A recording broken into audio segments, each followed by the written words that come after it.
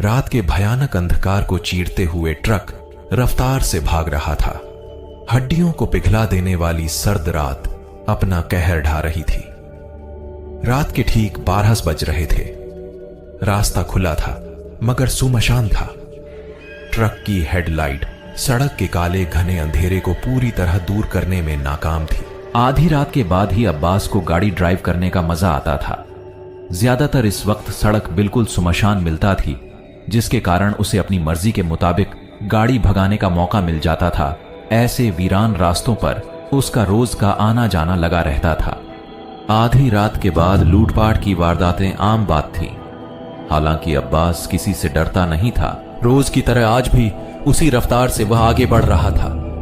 रास्ता काफी डरावना होने के बावजूद वह बेफिक्र होकर तेजी से ड्राइव कर रहा था।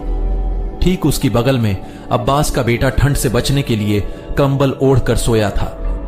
गुजरात का बॉर्डर पार करके गाड़ी राजस्थान में दाखिल हो रही थी।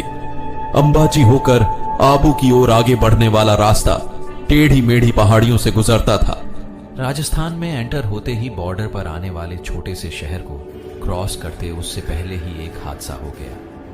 घने जंगल में पहाड़ी की ढलान पर एक जबरदस्त धमाके के साथ गाड़ी का टायर फट गया। ब्रेक लगाकर अब्बास ने गाड़ी को कंट्रोल कर लिया। टायरों की चीख के बाद गाड़ी रुक गई।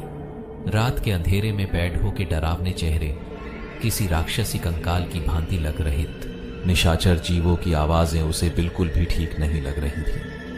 कहीं दूर घनी झाड़ियों में उल्लू भयानक आवाजों से डरा रहा था। अचानक लगी ब्रेक के कारण अब्बास के लड़के की गहरी नींद उड़ गई और अब्बास से बोला, "कां ये रही अब्बा जान?" उस्मान ने मारवाड़ी लहजे में चिंता जताई। उसकी आवाज में कंपी थी। "गाड़ी पंक्चर हो गई है और कुछ नहीं हुआ। तू उठ गियो है तो टायर बदलने में हमारी मदद कर ले। कोई घबराने की बात कोनी है।" अब्बास ने अपने बेटे का हौसला बढ़ाया। "जी अब्बा जान," कहकर उस्मान आसपास के जंगलों में नजरें घुमाता हुआ पिता की हेल्प करने लगा।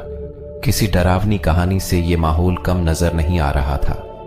जगह किसी भूतिया टीले की तरह दिख रही थी। हैरानी की बात यह थी कि उनकी ट्रक के अलावा कोई भी वाहन इस सड़क पर दूर दूर तक दिखाई नहीं दे रहा था। काफी डरावना हॉरर सीन था। अब्बास गाड़ी को जैक लगाकर फटाफट नट बोल्ट खोलें और टायर बदला। किसी अनजाने खौफ के चलते दोनों ने जल्दी से गाड़ी में बैठकर अपनी जगह ले ली। अब्बास को डर इसी बात का था कि इस वीरान जगह पर कोई जंगली जानवर हमला न कर दे, मगर अल्लाह के करम से ऐसा कुछ नहीं हुआ। गाड़ी स्टार्ट करके दोनों आगे बढ़े। सर्द हवाएं अभी भी पेड़ पौधों में सरसराहट भर गई थी। ढलान उतरकर गाड़ी जब सीधे रास्ते पर आई तो सामने का नजारा देखकर अब्बास की आंखें खुली की खुली रह गईं। वह कोई छोटे से कस्बे का स्टॉप था और बस स्टॉप पर लंबा घूंघट ताने कोई स्त्री खड़ी थी।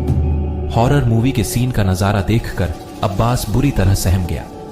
अब्बास ने गाड़ी को ब्रेक लगाई। घूंघट ओढ़ के वह स्त्री अपनी चूड़ियों की खनक बिखेरती हुई रोड के बीचों बीच आकर रुक गई। अब्बास को गाड़ी रोकनी पड़ी।